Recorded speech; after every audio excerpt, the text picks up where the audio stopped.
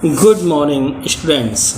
BEd first year अर्थात BEd प्रथम वर्ष बीएड फर्स्ट ईयर में पेपर 7th ए जिसका नाम है टीचिंग ऑफ हिंदी यानी हिंदी शिक्षण।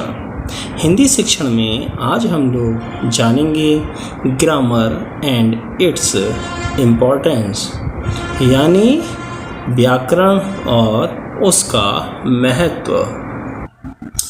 विचारों के आदान प्रदान के लिए भाषाओं को निर्माण और विकास हुआ। भिन्न भिन्न भूभागों में रहने वाले प्राणियों ने भिन्न भिन्न भाषाओं का विकास किया। आगे चलकर भाषाओं के सर्वमान्य रूपों का विश्लेषण कर उनमें कुछ नियम निकाले गए। ये नियम ही भिन्न भिन्न भाषाओं के अपने व्याकरण के अंग हैं। पतंजलि ने अपने महाभाष्य में व्याकरण को शब्दानुशासन कहा है। संभवतः इसलिए व्याकरण शब्द की व्याख्या करता है और यह निश्चित करता है कि किसी वाक्य में कौन शब्द कहाँ रहना चाहिए।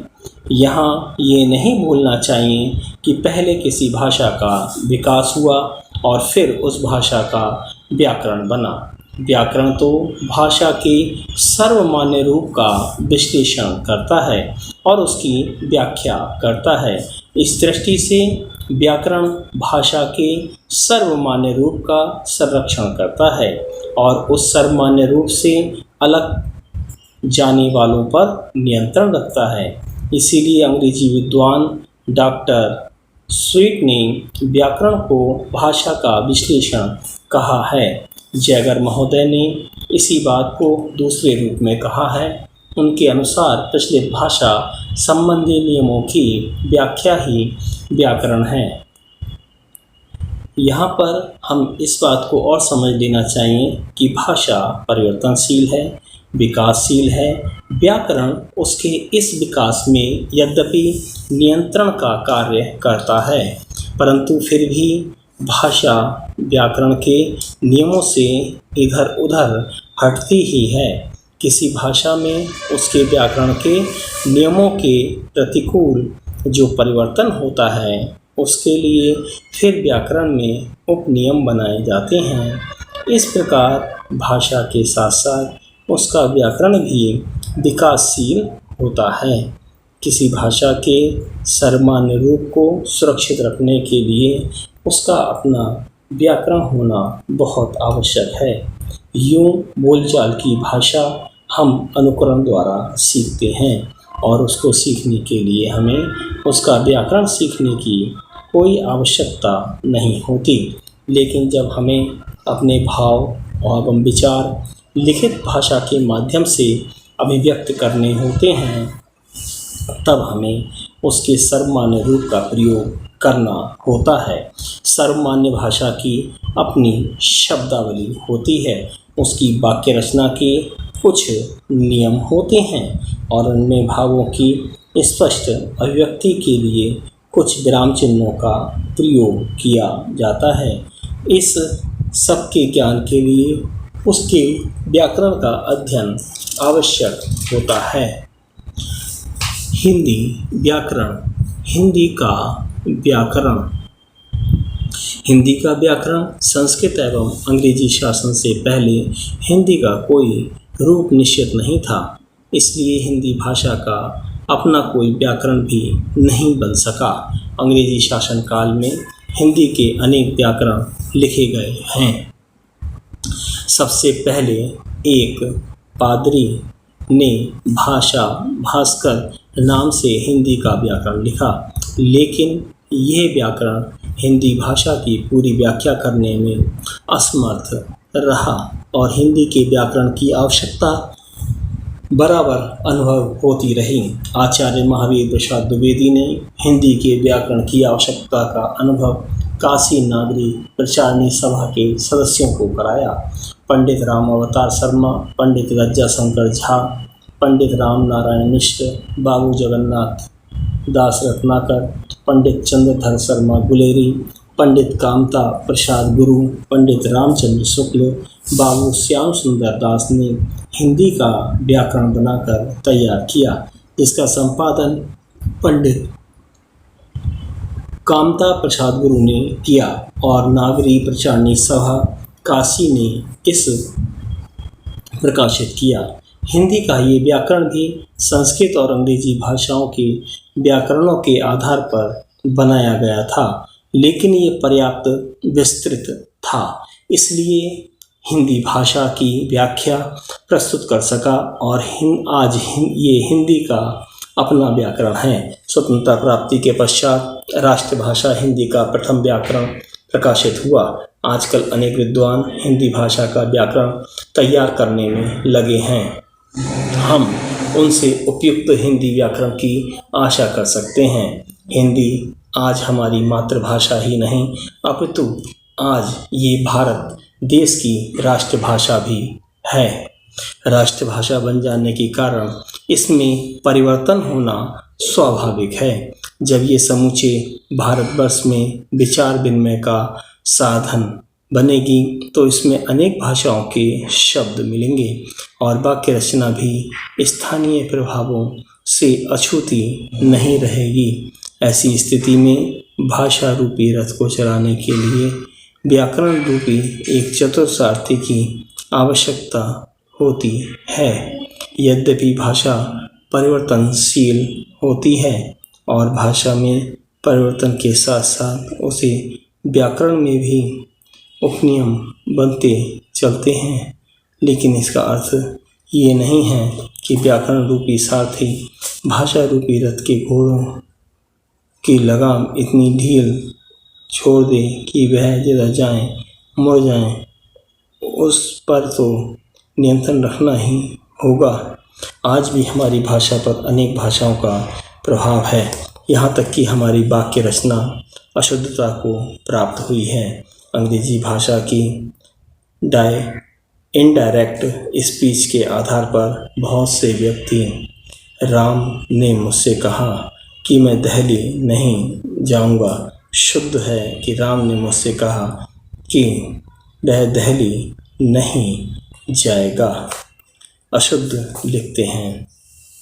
आज हिंदी व्याकरण में इतनी सामर्थ्य होनी चाहिए कि वह हिंदी भाषा को इस प्रकार विकृत होने से बचा सकें।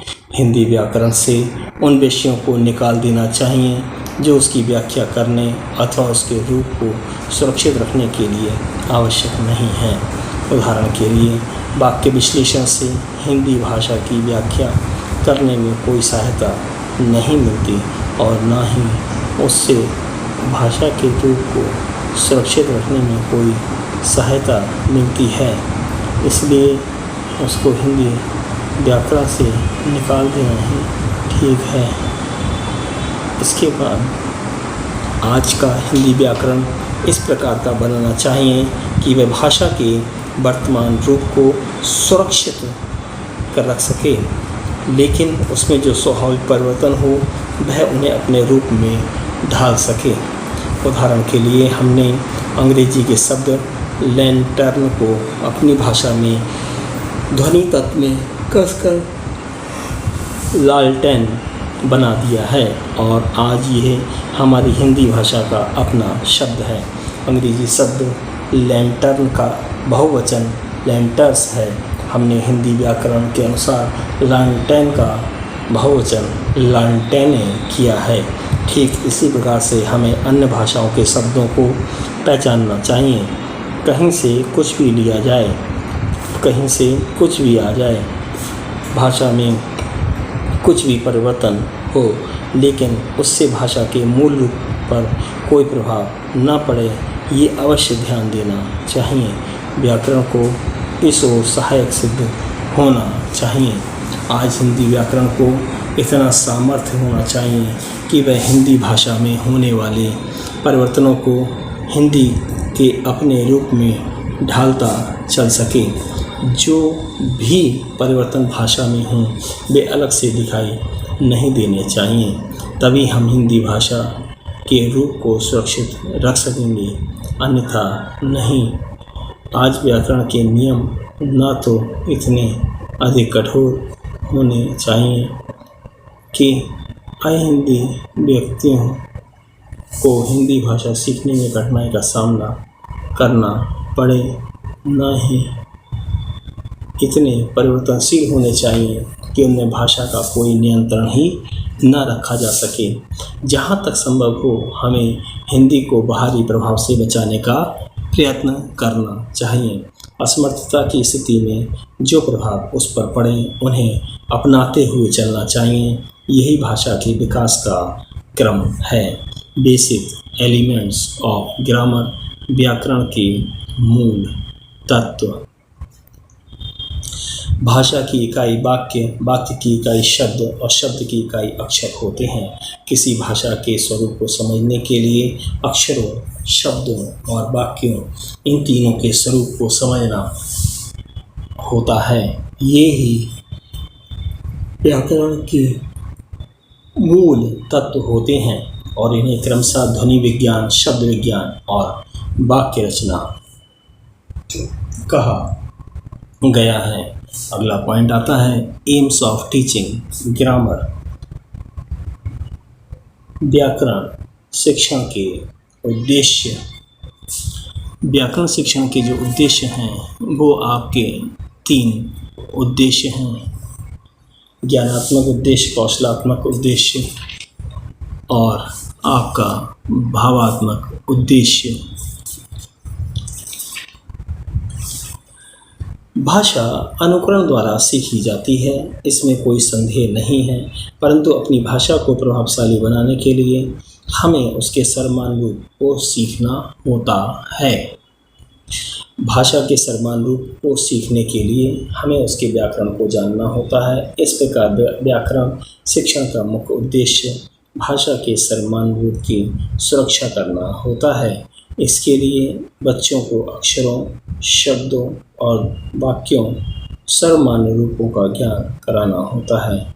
उन्हें शब्द शक्तियों, छंद, अलंकार और रसों का ज्ञान कराना होता है और साहित्य की विभिन्न विधाओं एवं उसकी विभिन्न लेखन शैलियों का ज्ञान कराना होता है। इन सब के ज्ञान के आधार पर उन्हें अभ्यास द्वारा भाषा के माध्यम से अभिव्यक्त विचारों को सही रूप से समझने और अपने भाव एवं विचारों को सर्वमान्य भाषा में प्रकट करने के योग्य बनाया जाता है। Thanks for watching. धन्यवाद।